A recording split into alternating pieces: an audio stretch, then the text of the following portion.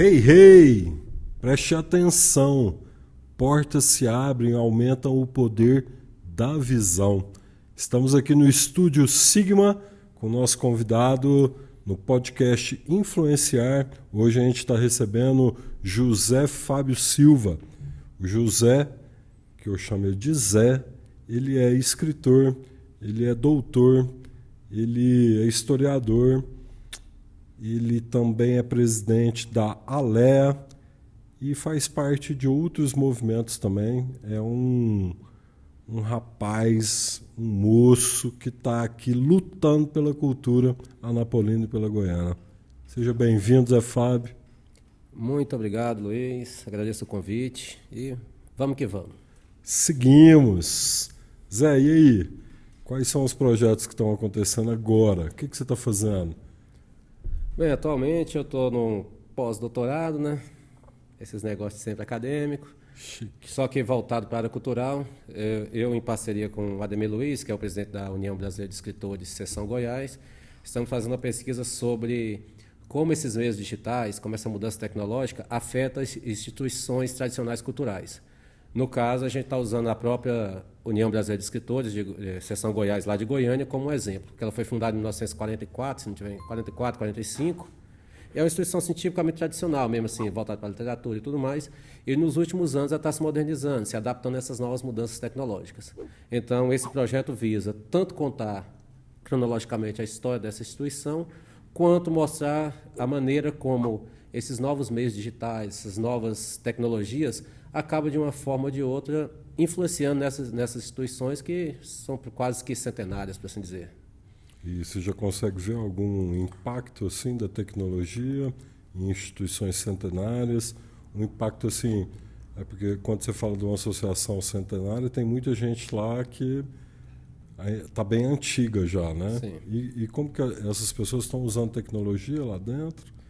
O grande impacto, sim, pelo menos o que é mais visível, é a maneira, a projeção que, no caso da União Brasileira de Escritores, teve nos últimos anos.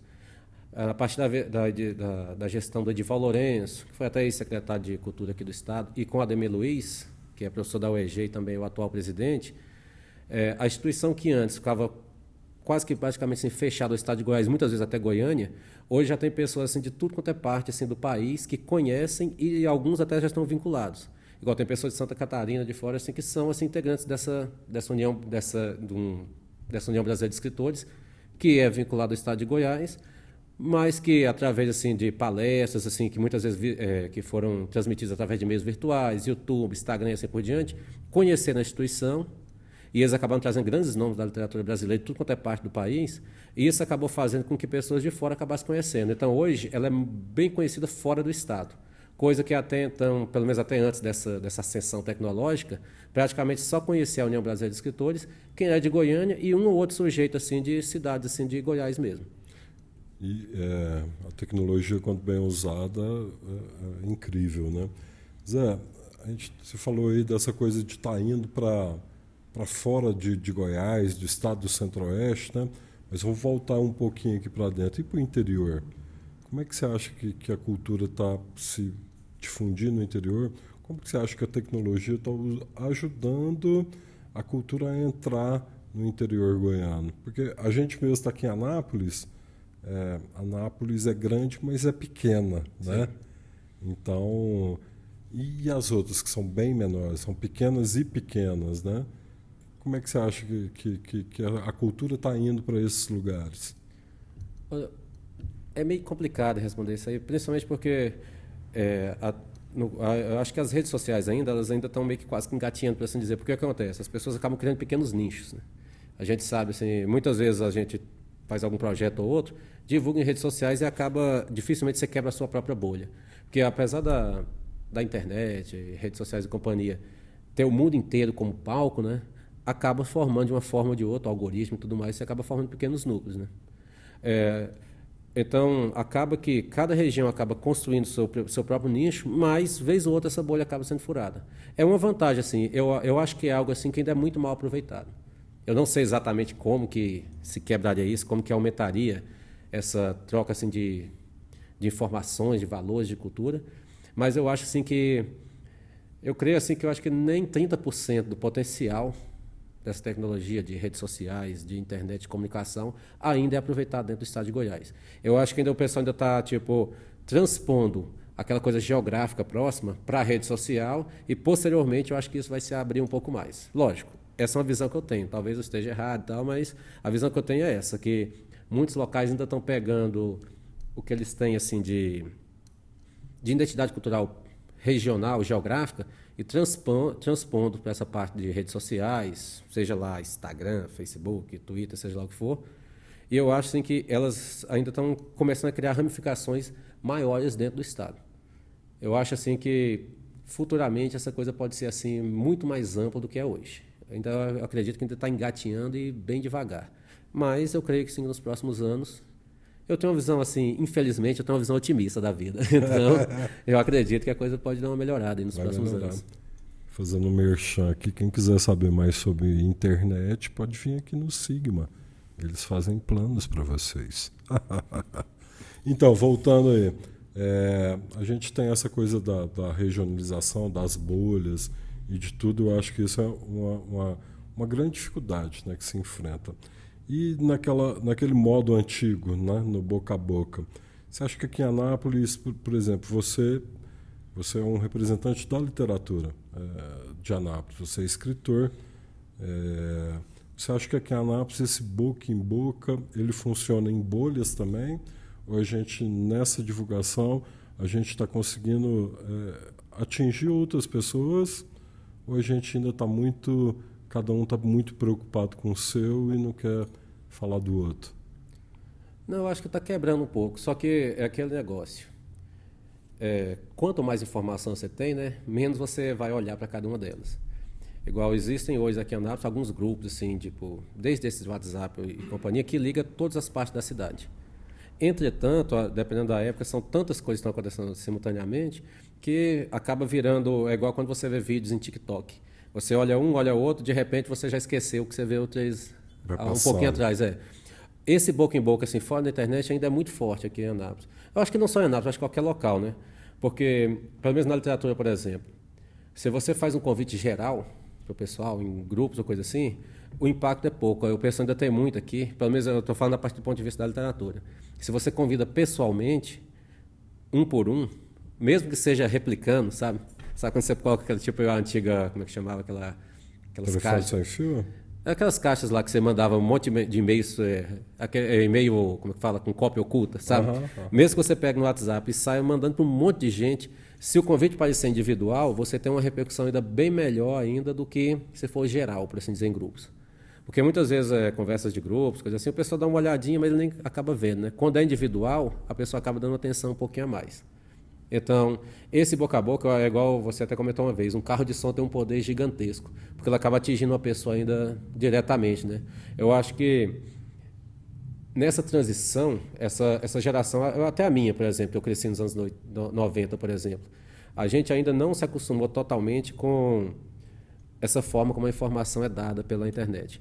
Mesmo que a pessoa saiba mexer, conheça tecnologia, nós fomos formados assim, cognitivamente de uma forma totalmente diferente, que é conversar diretamente, que é ligar, que é esse tipo de coisa. Telefone fixo. Sim.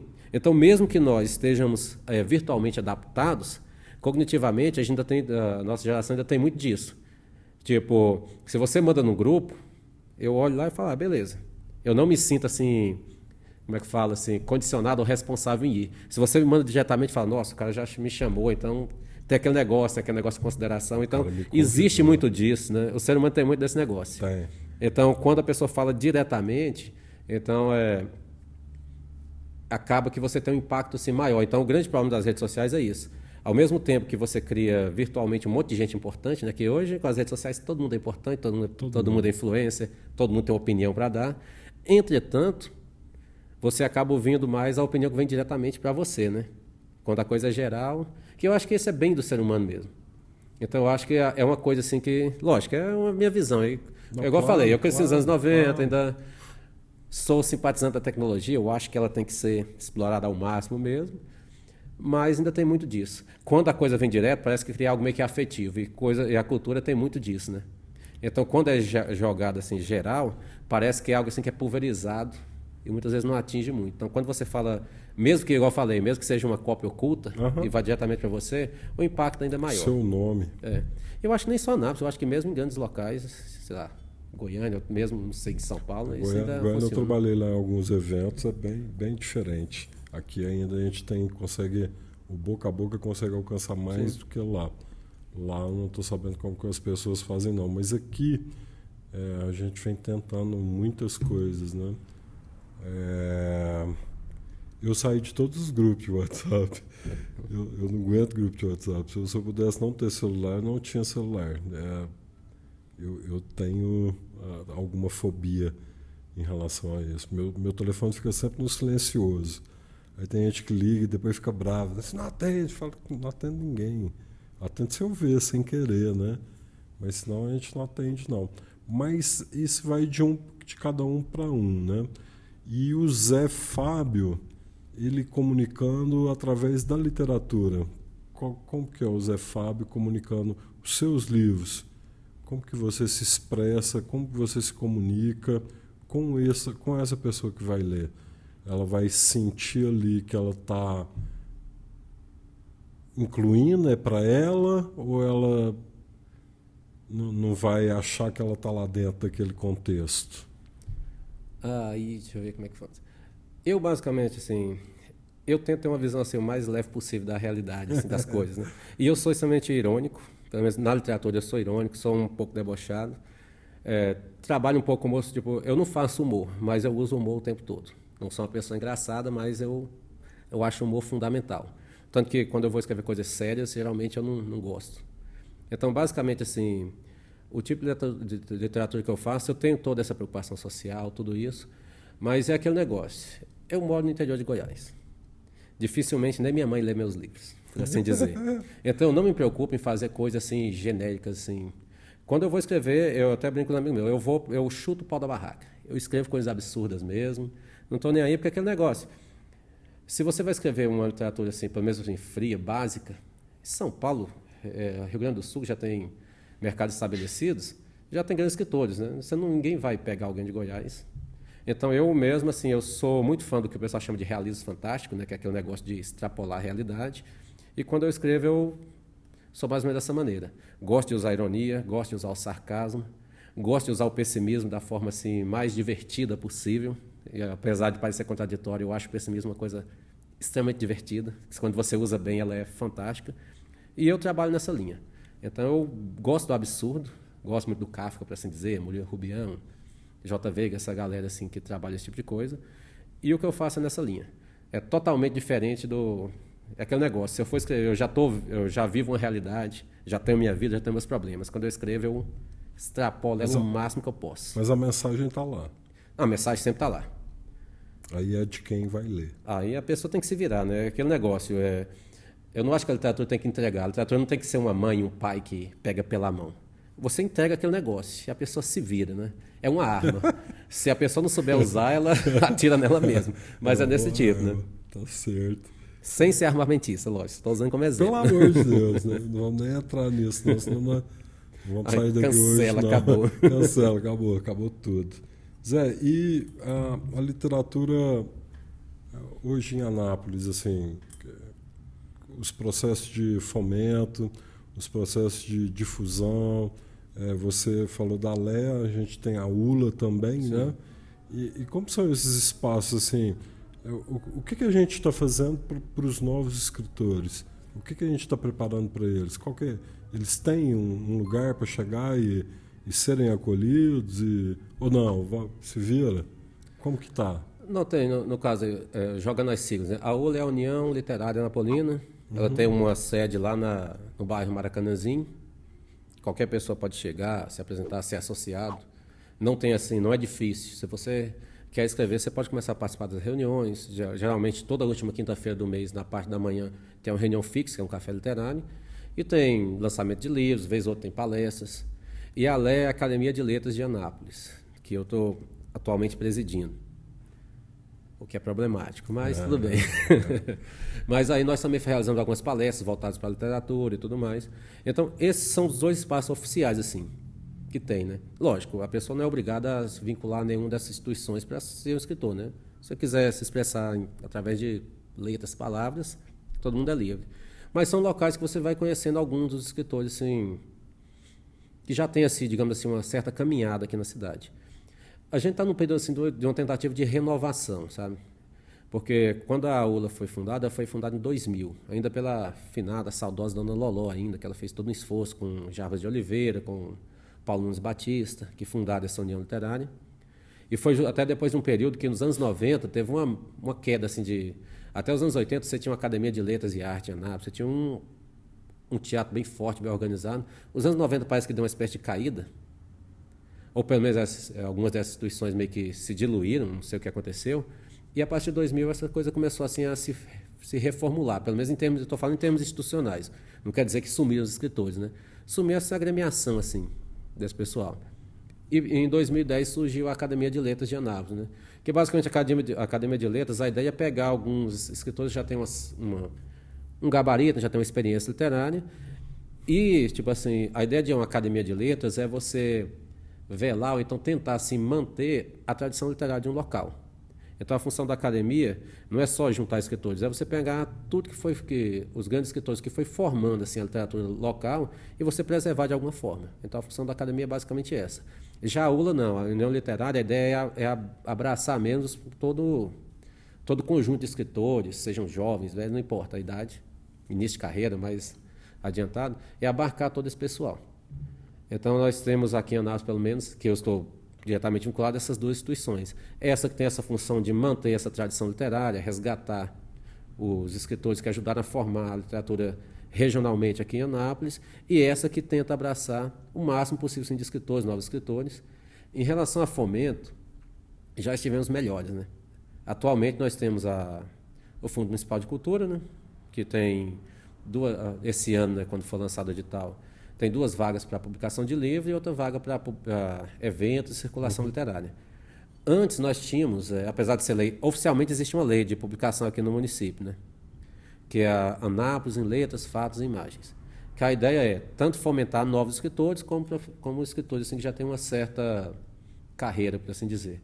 Só que eu acho que, se não me engano, já faz uns 7 anos que essa lei assim, não está funcionando, né? Vez ou outra a gente vai lá, conversa com a secretaria, o pessoal tenta refazer o edital para adequar a nova situação, a nova legislação que vai mudando, mas até hoje a coisa não voltou, não fluiu até hoje. Era interessante porque já chegaram a publicar 37, quase 40 escritores de uma vez só. Tanto que tem até uma divergência entre basicamente sim, os escritores que estão próximos a isso, tem 2 grupos, né? Tem um grupo que eu faço parte, tem um grupo que acha que é o seguinte: tem que fomentar e publicar o máximo possível. Algumas pessoas acham dessa maneira. Inclusive, alguns amigos bem próximos, respeito a opinião deles. Mas eu acho que esse momento já passou. Assim, tipo, as primeiras vezes que a Anápolis Letras, Fatos e Imagens surgiu, foi interessantíssimo porque pôde fazer com que muitas pessoas publicassem. Eu acho que já está no momento assim, de apurar um pouco mais, né? Porque Goiânia, por exemplo, Goiânia tem uma lei similar. Se não me engano, em 2019, eles chegaram a publicar 80 livros de uma vez. Aparentemente isso é bom, mas cria um problema gigantesco em termos de mercado. Porque você imagina, você publicar um livro e vender é difícil. Agora você imagina se você joga 90, 80 livros de uma vez dentro do mercado. E o pior de tudo, você pega escritores iniciantes, geralmente essas coletâneas, coloca tudo dentro de uma mesma... as capas muito parecidas. Você pega escritores bem renomados, iniciantes, e joga tudo no mesmo pacote. Até em questão de verbo e tudo mais. Em questão de verbo. Então, eu acho esse tipo de lei interessantíssimo. Eu acho que tem que ver assim, a necessidade do local. Há alguns anos atrás, existia a necessidade de realmente publicar diversos livros. É tipo assim, bombar, por assim dizer, a publicação literária. Atualmente, eu acho que já tem que começar a dar uma secada nisso. A Anápolis, por exemplo, não tem condições de publicar 40 livros. Mas eu acredito assim, que tinha anualmente 10 livros, até 15, assim, é uma quantidade boa. E olha que essa Anápolis, Letras, Fatos e Imagens, publicava tudo quanto é tipo de literatura possível. Romance, ensaio acadêmico, até autoajuda, coisas religiosas. Então tinha espaço para tudo. Eu acho que faz parte assim, do governo financiar esse tipo de coisa, mas tem que tentar ler assim, a situação do momento. Assim. Tipo, não adianta você publicar 50, 40 de uma vez, se você não pensa a segunda parte, que é o que você vai fazer com esses livros. Porque a maior parte das pessoas acha que publicar um livro é imprimir uma coisa. Ou, imprimir, ironicamente, apesar de ser caro e difícil, é a parte mais fácil. Se livrar dos livros é um problema. E quando você não cria uma cultura de leitura, por exemplo, quando aconteceu esse lançamento de 80, 90 livros em Goiânia, se não me engano, Goiás ficou em segundo lugar no Brasil, ou terceiro, de estados que mais publicaram no ano, pra você ter uma ideia. Eu posso estar errado, mas foi mais ou menos isso. Mas se você pega tinha um mapa assim, de leitura do Brasil, que eu acho que o último foi publicado em 2018, se não me engano, que eles avaliavam assim, quais estados que liam mais, o que as pessoas liam e tudo mais. Goiás estava em 18º em leitura no país. Cerca de 20% a 30% da população tem o hábito de leitura. Então, o caso é, como que você joga um monte de livros no mercado, sendo que você não tem um público para aquilo? Então, o que tem que se pensar é isso. Então, para mim, hoje, o principal, para além de publicação, é pensar na formação de leitura, pensar na formação de leitores. Porque não adianta, cara. É igual aquele negócio, você faz uma fábrica de carros, lança milhares de carros no negócio e ninguém consegue dirigir. O povo assim não sabe dirigir, né? Não adianta. Então, o lance tem que ser para além da publicação, tem que pensar no resultado. Para que eu estou publicando? O que eu estou publicando? Eu acho que essa discussão dá outro podcast, né? Porque é a maneira como se trata a cultura, né? Exato. A maneira como se trata a cultura não só em Anápolis, né? No Brasil inteiro. Né? Sim, é a mesma coisa. E isso eu acho que não sei como é que está em outras áreas. Tipo, o cinema tem uma certa proximidade, mas, tipo, beleza, você faz um filme, mas onde eu vou projetar? Tipo, se alguém de Anápolis faz um filme hoje. Eu falei isso agora, eu estava lá com o Paulo. Ele consegue publicar? Ele consegue publicar, não. Consegue exibir vender numa sala de cinema? E aí assim, a gente está buscando soluções para isso. Não só a sala de cinema, mas também a difusão do cinema para fora daqui. Eu acho que isso que é legal, né? Como que a gente criar meios de tirar a literatura daqui, né? Fazer que escritores anapolinos, goianos, sejam lidos fora do estado de Goiás, né? Isso. Como que fazer isso? Então, acho que são outras características que a gente tem que buscar aprofundar no diálogo, né, no debate. Você é sempre um cara muito bom de debate, de diálogo. Eu acho isso ótimo, na verdade, perceber isso. Porque, na minha perspectiva, isso é um passo adiante. Porque antes as pessoas se preocupavam em fazer alguma coisa. Fazer uma peça, fazer um filme, publicar um livro. Quando você percebe essa falha, isso é ótimo. Porque aí você está entendendo como funciona a cadeia cultural. Então, isso que a gente vê como problema hoje, na minha perspectiva, é um amadurecimento da classe cultural, sim. Que é justamente... Aí você não simplesmente faz, mas você pensa, para que eu estou fazendo e mais? O que eu vou fazer com isso? Tanto é que a primeira reunião do Conselho, a gente levantou isso, né? Qual que é o papel do fundo hoje? Com o valor que ele tem, porque você pega um edital lá do fundo, lá, porque no final você está pagando dinheiro, né? Para realizar os projetos. Então, qual que é o papel do fundo, né? Se hoje a gente tem também outras leis que estão incentivando, e a gente vai buscar outras coisas também, né? A gente precisa ter uma lei de incentivo local, né? A gente precisa chegar num DAIA da vida ali e fazer que esse povo invista também em Anápolis, não só de gerar emprego, né? Claro que gera renda, gera muita coisa, né? Mas ficar mantendo operário não dá, né? A gente tem que alimentar também as pessoas com cultura, né? É tão importante quanto comer. É criar o hábito que não existe. Isso é muito difícil, né? Porque, ironicamente, é uma situação cultural igual. Eu fui criado no Filósofo, lá da parte leste aqui de Anápolis, por exemplo. Tem inúmeros amigos meus que sabem que eu escrevo. Muitos têm o livro, alguns adquirem, outros compram, outros pedem o diabo 4. Só que quase um deles... ou palavra não sai nem. Só que muitos deles acabam não lendo, justamente porque eles não têm esse hábito. E vez ou outra, alguns leem e falam, caramba, que negócio é esse absurdo que você escreveu? Eu falo, é aquele negócio. Então, o interessante é o seguinte, pensando do ponto de vista da leitura, a leitura é um hábito, você constrói. Eu até falo pro pessoal direto assim, a maior parte das pessoas que trabalham com literatura costumam endeusar a literatura e falar, não, isso é algo interessante, você lê, você fica mais inteligente. Não necessariamente.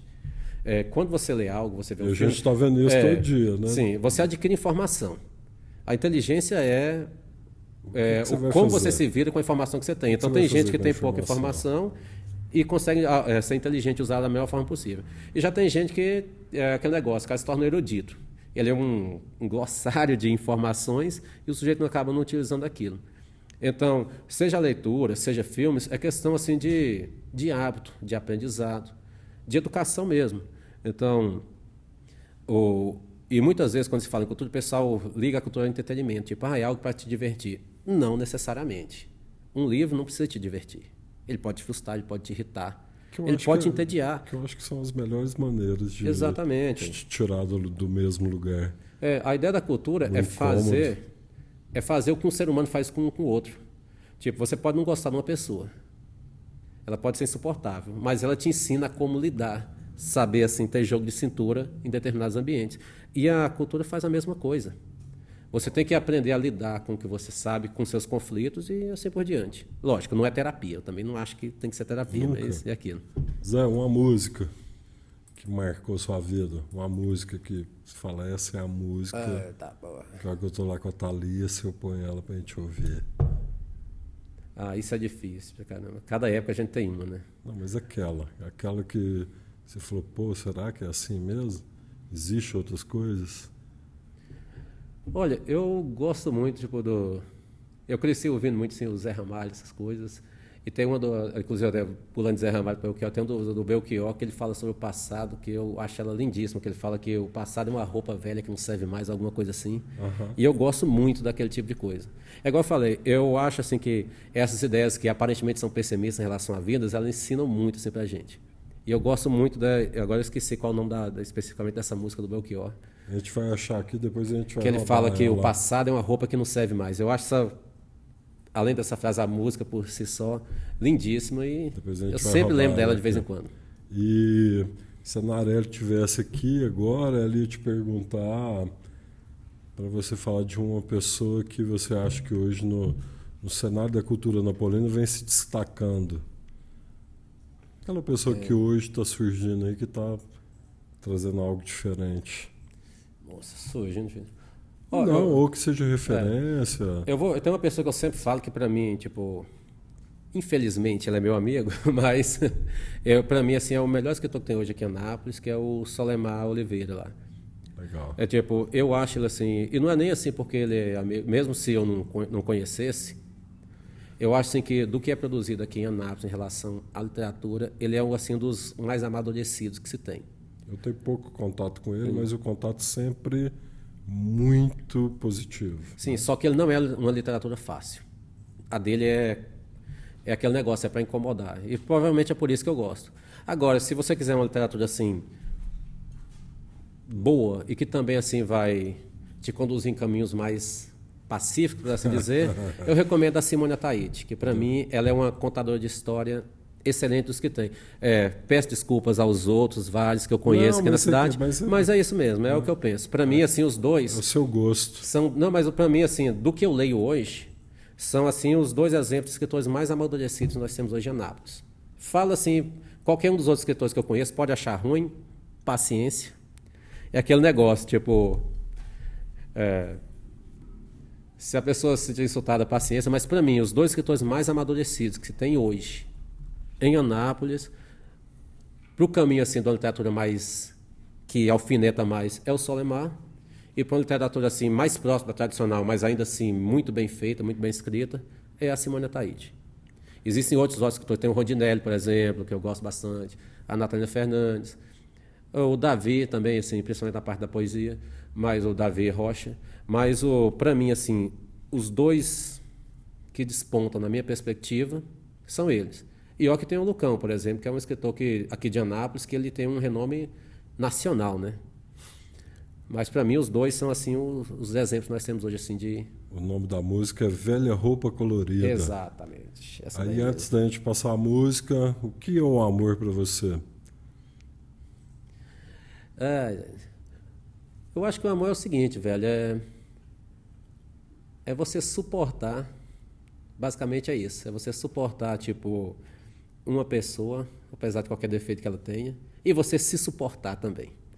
Basicamente eu brinco assim, o pessoal fala, você tem uma visão meio negativa de mundo. Eu falo, não, eu sou otimista.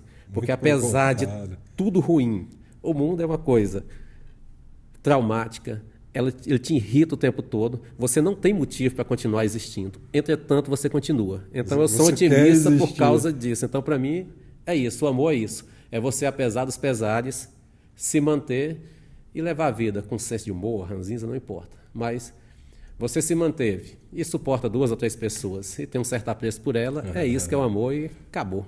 Zé, obrigado então. A gente vai se despedindo aqui com velha roupa colorida do Belchior e agradecendo a todos vocês aí que estão nos ouvindo, agradecendo ao Zé pela presença. Estamos aqui encerrando a partir dos Estúdios Sigma. Aquele abraço.